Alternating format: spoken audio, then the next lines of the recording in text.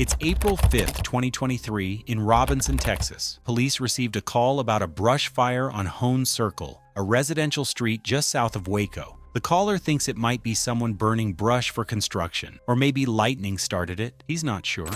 Robinson 911, where's your emergency? Hey, I was just calling, I tried calling the fire department to see there's a fire in our subdivision, but it may just be them burning brush because they're building houses, but I wasn't sure. We're in the Harris subdivision in Robinson. They said to call to see if somebody had a burn permit.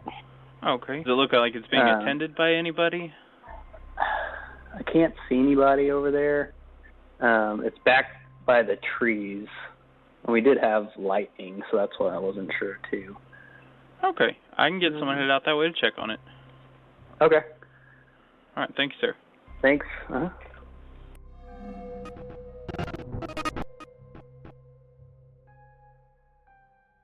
Officers arrive at the scene, but what they find is far worse than a brush fire. A human body, engulfed in flames, burned beyond recognition. An officer radios for backup immediately.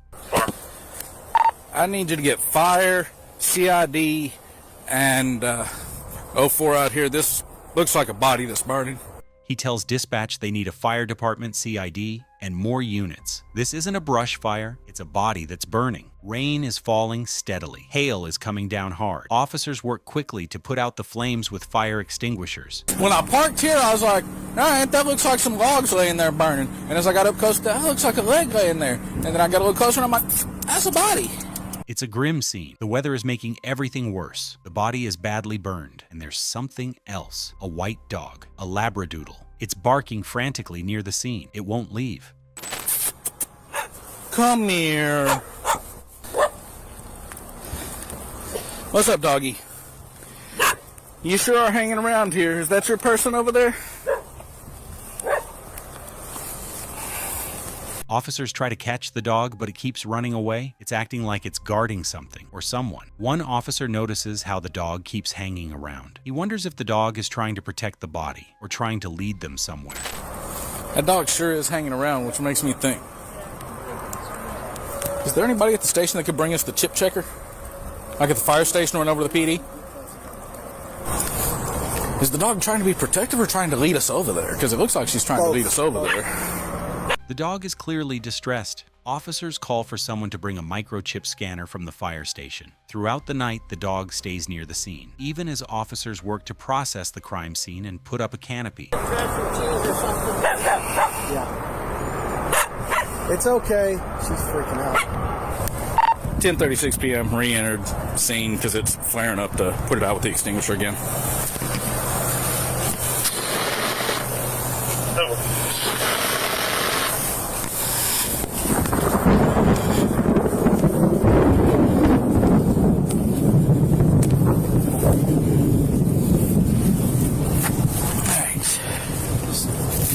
Leave that over here, because it's got about one more squirt. It's got about one more squirt left in it. Okay. All right. Now, crab walk to your right. Hold. Here. 10:55 p.m. canopy set up. The next morning, a local resident finds the same dog sitting at the exact spot where the fire had been. The citizen calls Robinson Animal Control. Animal Control is able to capture the dog and scan its microchip. The dog's name is Titan. He belongs to Mandy Reynolds, a 26-year-old woman from San Marcos, Texas. Police call the phone number linked to the dog's tag. They leave a message. Soon after, they get a call back. A woman identifies herself as Mandy Reynolds. She says she got a message that the police found her dog. Yes, hi, my name's Mandy Reynolds, and I got a message that you guys found my dog. Oh, perfect. Let me put you on just a brief hold here. Give me one moment, and I'll get you with the person that can help you. Detective Perry takes the call. He asks her to describe the dog. She says it's a poodle retriever mix, white. His name is Titan. The detective asks where the dog belongs. Mandy says she was on her way to Wichita, Kansas from San Marcos, that Titan just ran off. Well, I was on my way to Wichita, Kansas, and I live in San Marcos, and Titan is his name. He just he just ran off. She says it happened at a rest area in Waco around 1 a.m. the night before. She and her fiancé looked for him for a couple of hours but couldn't find him. Detective Perry asks more questions. What kind of car was she driving? A silver Toyota Camry, she says. Then Mandy gets defensive. She says she's at work and just wants to get her dog back. She asks what the interrogation is about. And I just, I want my dog. You know, Yeah, I'm sorry you guys had to deal with that, but yeah, I'll come get him. What is it? 100 miles? So that's what I'm trying to figure out is so your name is Mandy Rose Reynolds. Sure. So about 1 o'clock last night, you and were at a rest stop. Oh, and Jesus Christ. Yes. What? What is the interrogation about? She tells the detective that's her dog they have and to let that be clear. Then she says she'll just come to the pound and hangs up. That's my dog you guys have. Let's get that straight, detective. Okay, and that's fine. I understand that. You know what? I'll just come to the pound. Goodbye. Less than an hour later, Detective Perry calls Mandy back. Mandy? Yeah. Hey, this is Detective Perry. I think we got off on the wrong foot. He tells her they got off on the wrong foot, that he wants to be upfront with her. He explains they found her dog in a field, and in that field was a crime scene, a deceased person. We found your dog in a field, okay? In the field was a crime scene of a deceased person. And that is God. So I didn't want to give you all the details because that's kind of sensitive, right? Mandy sounds shocked. Detective Perry apologizes for not telling her sooner. He says he didn't want to give her trauma, but now she understands why he was asking questions. Mandy says she's been stressing about Titan, that they paid a lot of money for him. She says she can't imagine what he went through. And now there's a deceased person. So I do apologize. I should have probably told you that easier, but some things you just don't want to disclose to somebody because they might have trauma from the past as well. Well, sure, and I've just been stressing about Titan, and we paid a lot of money for him, and geez, that field. Good Lord, I just wonder how long he was outside, So, and now you understand why I was asking questions. I'm just trying to get a timeline of maybe how long even the pup was out. I'm sorry, sir. Oh wow. That's okay. That's okay. I can't even imagine what he went through, and then now there's a deceased person. Like, oh my God. The detective confirms it happened last night when Titan ran away, around midnight or 1 a.m. Then he asks about the phone number. It comes back to a different name. Is she on someone else's phone plan? Mandy says yes. It's her fiancé's grandfather's phone plan.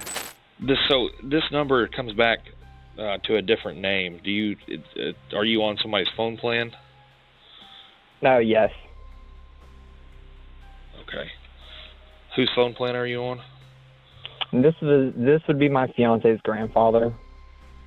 But then she gets defensive again. She says she's not going to waste her whole day speaking to him, that she's not going to be interrogated when her puppy just ran off. I'm going to be frank with you, sir. I'm sorry that this happened, but I cannot waste my whole day speaking to you. I'll come get Titan, and you guys can cross me off your list. I'm sorry that is so unfortunate, but I'm not going to be interrogated when my puppy ran off.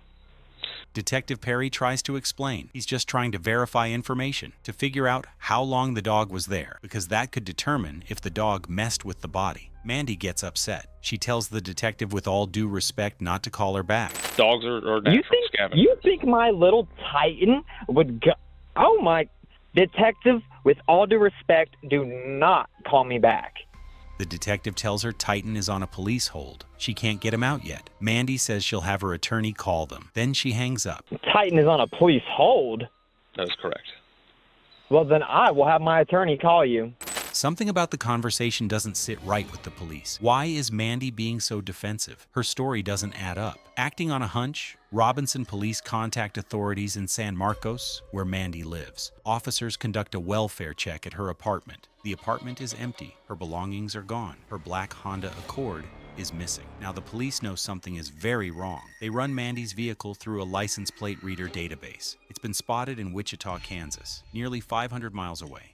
Meanwhile, dental records come back. The burned body is Mandy Reynolds. Police are now treating this as a homicide. The person who called them claiming to be Mandy is still out there, and they're driving her car. An autopsy reveals she was shot in the head. Her killer tried to destroy evidence by setting her body on fire. The medical examiner determined the fire was set post-mortem, meaning Mandy was already dead when her body was burned. Investigators find that Mandy had been burned inside a large plastic storage container, the kind you can buy at any hardware store. Inside the container, they also find a spent shell casing. This tells them she was likely shot inside the container, then the container was transported to the field and set on fire. The crime scene tells a story of planning and brutality. Whoever did this wanted to make sure Mandy couldn't be identified. They wanted to destroy all evidence, but they made one critical mistake. They left Titan behind.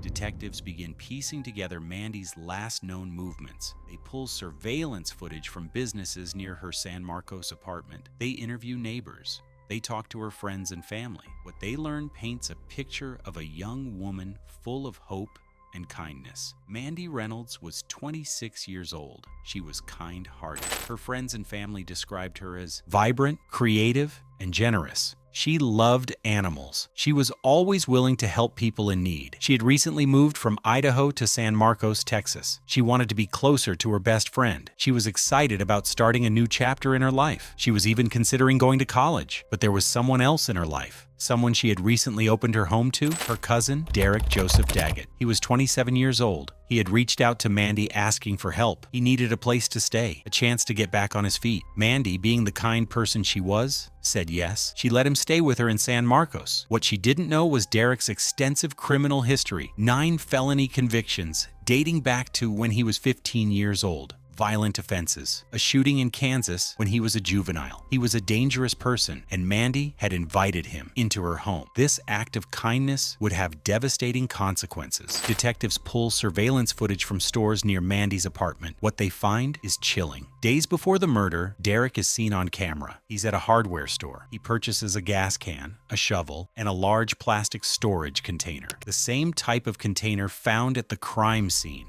This isn't a crime of passion. This is premeditated murder. Police now know who they're looking for. Derek Joseph Daggett. And he's driving Mandy's black Honda Accord somewhere in Kansas. On April 8th, 2023, Wichita police spot Mandy's missing Honda Accord. When officers try to pull the car over, the driver speeds off. A high-speed chase begins. It reaches over 100 miles an hour and lasts nearly 30 minutes. So, suspect vehicle involved in an 01, possible 01 suspect in the vehicle. Keep that in mind. The driver weaves through traffic. He's going dangerously fast. Is that him up there weaving through traffic still? He's approaching Tyler. Okay. Go. Police follow closely. Other units join the chase. Lock the Dillons down. Take us to the backside. They've got 3 up here. Sure, hold on, bud. I'll put you 21st Tyler right now. Take us to the back. Watch that bike. Do we have suspect description? Did he run into? Yeah, he ran into the Dillon. The chase finally ends at a grocery store. The driver crashes the car and runs inside on foot. He hides on a shelf behind canned goods. Police search the store. After about 2 minutes, they find him. We have people in the store. We have it. Let's 283. We're in the store. Let's get a bunker in here. Look, he's over there. I hear something yelling. Let's cross fire. Come on!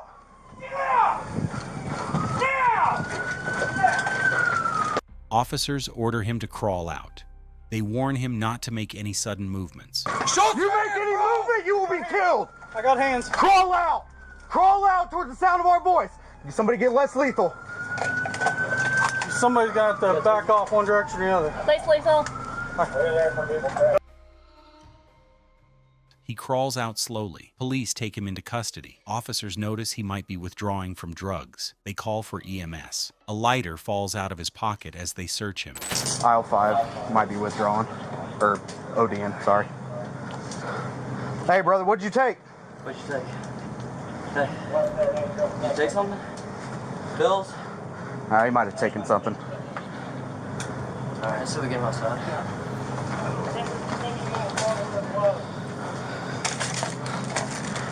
Yeah, we gotta go that way. So someone stay here and make Yeah. sure they're okay. Car too.